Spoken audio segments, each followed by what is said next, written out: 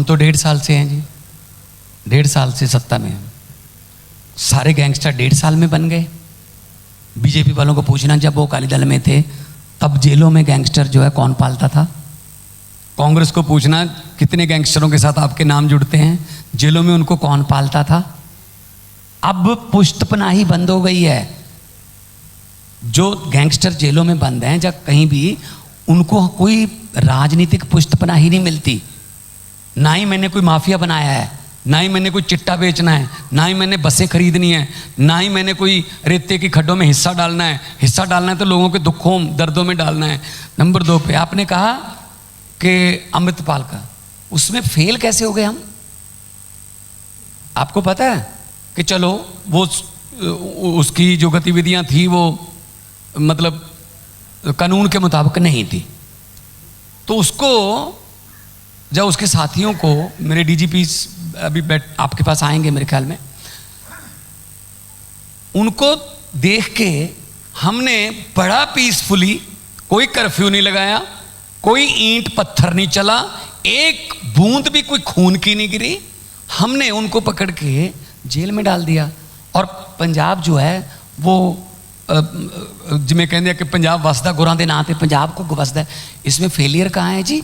Failure पूछना है ना हरियाणा वालों से, पूछना क्या हो रहा है नूह में, फेलियर पूछना है ना ऊपर वालों से, पूछना क्या हो रहा है मणिपुर में।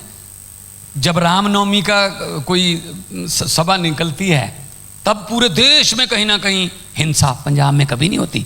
मैं आपको पंजाब के बारे में बताता हूँ। मैडम एक मिनट सुनिए, एक बात बोलूंगी, सुनिए, सुन तो ले, सुन। हाँ, आप ही उसकी बात बोलिए, बस एक बात जोड़ूंगी। पहली बार है कि जवाब दे रहा हूँ और सुन नहीं रहे। नहीं, आपका ही जवाब सुनेंगे, बस एक मेरी बात तो सुनो, मेरी बात, आपकी बात में एक बात जोड़ूंगी, मैं बस एक बात जोड़ूंगी, जी जोड़िए, आप उसका कंप्लीट करिएगा।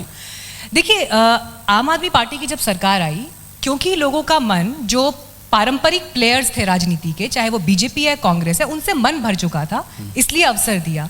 तो जब हम ये कहते हैं कि इससे पहले वाले ऐसा करते थे, वो ऐसा करते थे, तो जनता की एक उम्मीद ये अभी तो कोई प्रॉब्लम नहीं ना, जो आप आए हैं अभी तो वो पहले वालों से बेहतर हो। कुछ घटना हो गई, बस यही चुनौती नहीं, एक घटना हो गई, ठीक है जी। सिद्धू मूसेवाले का, बड़े सिंगर थे, उनका मर्डर हो गया, तो एक घटना, बस इनको काम नहीं करना था। तो मैं फिर कहूँगा, इनके राज्य में कितनी घटनाएं हुई थी, उन्हीं से तंग आके तो हमारे पास लोग आए हैं। और हम पंजाब को पीसफुल एटमॉस्फेयर देने में सबसे बड़ा हमारी जिम्मेदारी लॉ एंड ऑर्डर की है। अगर लॉ एंड ऑर्डर ठीक ना होता ना मैडम, तो टाटा स्टील यहाँ पे ना आता। अगर लॉ एंड ऑर्डर ठीक ना होता, जर्मनी की, अमेरिका की, जापान की कंपनियां यहाँ ना आती, क्योंकि इंडस्ट्रियलिस्ट सिर्फ वहीं आता है जहाँ माहौल ठीक होता है। वो अपनी फैक्ट्री को उठा के नहीं लेके जा सकता कि मैंने 50 करोड़ का इन्वेस्ट किया था, ये माहौल खराब हो गया, मैं 50 करोड़ उखाड़ के ले जाऊंगा कहीं मध्य प्रदेश में या कहीं। मेरा कहने का मतलब है, पंजाब ऐसी स्टेट है जहाँ पे जमीन इतनी जरखेज है, इतनी फर्टाइल है, कोई भी बीज बोगे उग जाएगा, लेकिन नफरत का बीज पंजाब में उग नहीं सकता। पंजाब की जो भाईचारक सांझ है, जो हमारे सोशल बॉन्डिंग है ना, वो इतनी स्ट्रांग है। इस पे AK-47 भी चली 10 साल, इस पे बम भी चले, लेकिन ये भाईचारा टूटा नहीं है हमारा, ये भाईचारा हमारा टूटता नहीं है।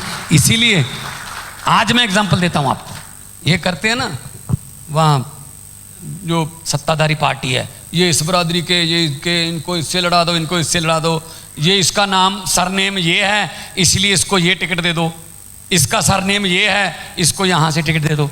मैं सरनेम की बात बताता हूँ पंजाब की, आज की। आनंदपुर साहब हमारे 5 तख्तों में से एक तख्त है, तख्त श्री केसगढ़ साहब, यहाँ से 50 किलोमीटर है। आनंदपुर साहब के नाम पे, हमारे सिखों के 5 में से एक तख्त के नाम पे लोकसभा की सीट है। श्री आनंदपुर साहब से MP कौन है? मनीष तिवारी। देखो, कोई इसमें आपत्ति तो नहीं है किसी को। फरीदकोट सीट है, मुश्किल से सारी फरीदकोट में 10,000, 15 लाख में से 10,000 मुस्लिम होंगे। वहां से MP कौन है? मोहम्मद सदीक। हमारे यहाँ लास्ट नेम नहीं देखा जाता, हमारे यहाँ पंजाब है। पंजाब हमेशा गुरुओं के नाम पे, और हमारे गुरुओं ने जुल्म के लिए, दूसरों के लिए लड़ाई लड़ना हमें सिखाया है। जब वहाँ पे डिबेट चल रही थी पार्लियामेंट में, मैं MP था, 1 घंटे का भाषण दे रहे थे, ये बरादरी, वो समाज, ये, तो रात के 10 बज गए, जो एनआरसी पे डिबेट चल रही थी। तो मैंने कहा जी मुझे भी टाइम दो। कहते नहीं जी छोटी पार्टियां, बस बहुत हो गया, बिल पास करना है। मैंने कहा स्पीकर साहब 30 सेकंड दे दो बस। तो थोड़ा स्पीकर साहब मेरी तरफ देखा उन्होंने, 30 सेकंड? मैंने कहा 30 सेकंड। 30 सेकंड में क्या बोलोगे? मैंने कहा मेरे 30 ही बहुत हैं, आप स्टॉप बाज ले लो, 30 सेकंड दे दो। कहते ठीक है चलो आपका समय शुरू होता है अब। मैंने ये बात बोली, मैंने कहा स्पीकर साहब मैं तो यही कहूँगा कि लंबे सफ़र को मीलों में मत बांटिए, कौम को कबीलों में मत बांटिए। एक बहता दरिया है मेरा भारत देश, इसको नदियों और झीलों में मत बांटिए। और उसके बाद स्पीकर साहब कह रहे हैं अभी तो 15 सेकंड ही हुए हैं। मैंने कहा जी बाकी 15 अगले भाषण के लिए रख लेना।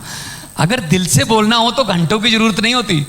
अगर काम दिल से करना है तो वो कोई भी बात दिल से निकलती है, असर रखती है। दिल से प्यार करते हैं जी पंजाब को। ऐसे कैसे हम इस पंजाब को अपनी आंखों के सामने उजड़ता देखेंगे या उसको खून खराबा देखेंगे? Punjab is a peaceful state और हमेशा रहेगी। और पंजाब पीसफुल रहेगा तो देश पीसफुल रहेगा। आज भी हमारे हजारों जवान हमारे कारगिल की पहाड़ियों में खड़े हैं।